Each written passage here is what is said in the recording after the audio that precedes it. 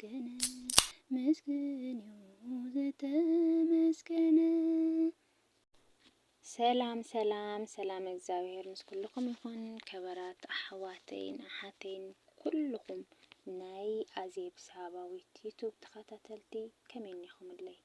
ኣነ ሰላም ኣምላኽ መስገን። ከምታ ኣነ ሰላም ዘለኽዎ ሰላም ክትኮኑለይ ባል ትምሎት ተስፋየ እሽምበኣር ሎሚ ከዓኒ ሓፃር ኣምሃሪትን ፅሑፍ ሒዘልኩም መፅእ ኣለኹ። ነዛ ፅሕፍቲ ነዛ ቪድዮ እዚኣ በላይክ ጀምርዋ እስካብ መጨረሻ ሰሚዕኩም ደሞ ተምሃሩላ። ንዓና ኣሕዋትኩም ደሞ ኣብ ላይክ ይኹን ኮመንት ሰብስክራይብ ብምግባር ተባብዑና ይብለኩም። እሽምበኣር ሓቢርና ንከታተል። ቃል ይቐትል እዩ እያ ትብል ክትፍጽሞ ዘይትኽእል መጽበዓ ኣይትእትዎ።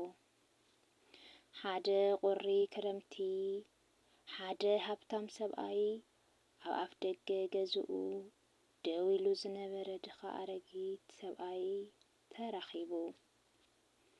ዝኾነ ክዳን ከይተኸደንካ ኣብዚ ቁሪ ከመይ ጌርካ ብሂወት ፀኒሕካ ኢሉ ይሓትት።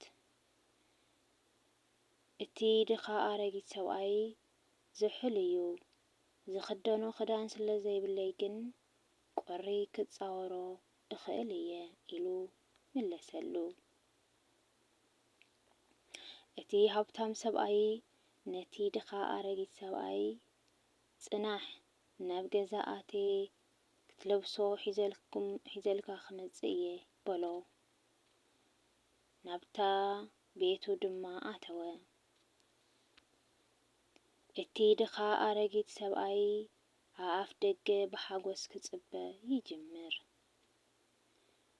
እቲ ሃብታም ናብቲ ገዛ ምስ ኣተወ ብኻልእ ጉዳይ ተጸሚዱ እቲ ድኻ ኣረጊት ሰብኣይ ይረስዖ። ንጽባሒቱ ንግሆ ምስ ተበራበረ ግን እቲ ድኻ ኣረጊት ሰብኣይ ዘኪሩ ክደልዮ ናብ ደገ ወፀ። ነቲ ምስኪን ኣረጊት ሰብኣይ ብሰንኪ ቁሪ ሞይቱ ረኸቦ። እቲ ኣረጊት ሰብኣይ ቅድሚ ምሟቱ ግን ነቲ ሃብታም ሰብኣይ ኣብ ወረቐት ጽሒፉ ከምዚ ዝብል ጽሑፍ ጽሓፈሉ። ዝኽደኖ ክዳን ኣብ ዘይነበረኒ እዋን ነቲ ቁሪ ክጻወሮ ክኢለ ክዳን ክተምጽኣለይ ቃል ምስ ኣተኻለይ ግን ኣብ ቃልካ እምነተይ ኣንቢረ ከም ውጽኢቱ ድማ ነቲ ቁሪ ናይ ምጽዋር ዓቕመይ ኣጥፊአ። ነባሪ ትምህርቲ ናይ ዛዛንታ ክትፍጽሞ ዘይትኽእል ነገር ቃል ኣይትእቶ። መጽበዓ ምእታው ንዓኻ ዓብዪ ነገር ክኸውን ኣይኽእልን እዩ። እንተኾነ ግን ነቲ ትበጽሖ ዘለኻ ሰብ ኩሉ ክኸውን ይኽእል እዩ ትብል ዛ ፅሕፍቲ። ብጣዕሚ ሓፃር እያ ግን እሲ ካብዚኣ ዋላ ሓፃር ትኹን እምበር ብዙሕና ንመሃረላ። ከመይ ተበልሁና እዚ ሰብኣይ ኣብ ኣምላኹ እምነት እዞም ኣረጊት ሰብኣይ ዝበሉ ኣብ እምነቱ ማራ እምነት ነይርዎ ኣብቲ ኣምላኹ ማለት እዩ። ኣብቲ ቁሪ ክነብር ከሎ እቲ ክዳን ዘይብሉ ግዜ ብጣዕሚ ኣምላኹ ኣሚኑ በቃ ምንም ከይኮነ ይነብር ነይሩ ማለት እዩ። ድሓር ግን ክዳን ከምፅአልካ እየ ኢልዎ ሰብኣይ ኣትዩ ንገዛ ውሽጢ። ኣብ ገዛ ኣትዩ ግን ናይ ባዕሉ ጣጣ ናይ ባዕሉ ስራሕ ናይ ባዕሉ ስርሑ ገዲድዎ ረሲዕዎ። ሰብኣይ ግን ናብኡ እምነት ስለ ዝገበረ እንታይ የምህረና እዚ ናብ ሰብሲ ኣመናና ሰብ ኣሚናስ ክንነብር የብልናን። ያ ኣብ ትሕቲ ፈጣሪ ሰብ ንሰብ ክትሓጋገዝ ይፈጢሩና ግን ከዓ እቲ ሰብ እውን ፈጣሪ ይሰደልና። ንዓና ዝኾነን ዘይኾነን ከዓኒ ክንፈልጦ ኣለና ማለት እዩ። ብዝኾነ ኮይኑ ግን ምስቲ ፈጣሪ እናሃለየ ጽቡቕ እምነት ነይርዎ። እንደገና ከዓ ኣብ ቁሪ ምንም ኣይኮነን ከይሞተ ነይሩ። እዚ ሰብኣይ ኣትዩ ገዛ ምስ ረስዖ ግን ሞይቱ። ምክንያቱ ንዕኡ ኣሚኑ ተጸቢዎ በቃ ከም ጸለይ እዩ ሙቆት መሞቂ ከም ጸለይ ኢሉ ተጸቢዩ ግን ከም ጸለይ ከኣለን ኣብኡ እምነት ምስ ገበረ ኦሮማይ ሞይቱ ይብል።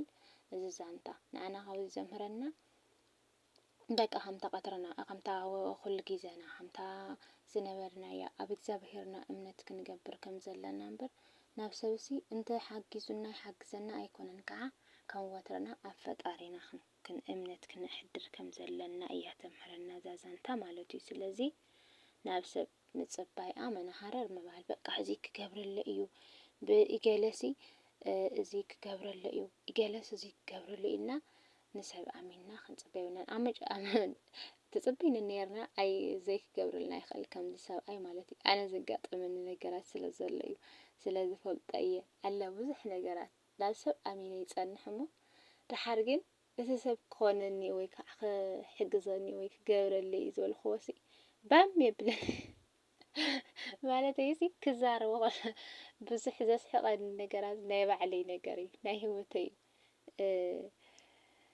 ከምዚ ኣለ ዝሮዝሮ ኣብዚ ክዛረቦ ዘይትኽእል በቃ ከምዚ ክገብሮ ከምዚ ክሕግዝካ ወይ ከዓ ገሊልካ ኣብኦም ኣሚንካ ምስ ትጸንሕ ባዶ ትተርፍ ድሕር ናብ መን ዲኻ ትምለስ ናብቲ ዘይሓድገካ ፈጣሪ ለካ ኣምላኽ ዘይሓድገኒ እምበር ሰብ ስቕ ኢሉ እዩ ንግዜ እዩ ሓዳጊ ገሊልካ ፈጣሪኻ ተመስግን ይገብረካ ማለት እዩ። ስለዚ ዘስሓቐኒ ናይ ባዕለይ ናይ ህይወተይ እዩ ዘጋጠመኒ ነገራት ስለ ዘሎ ማለት እዩ ሰብ ኣሚነ ማለት እዩ። ብዝኾነ ኸይኑ ግን ኣብ ሰብ ኣመና ሰብ ከይኣመንካ ምን ክትኣምን እንዲኻ ከዓ ምክንያቱ ፈጣሪ ኣብ ትሕቲኡ ሰብ ንሰብ ክንተሓጋገዝ ኣጆኻ ክንበሃል ብዋላ ፈጣሪ ስለደልና እምበር ኣብ ትሕቲ ፈጣሪ ኮይናስ ባዕልና ክንተሓጋገዝ ግድን እዩ።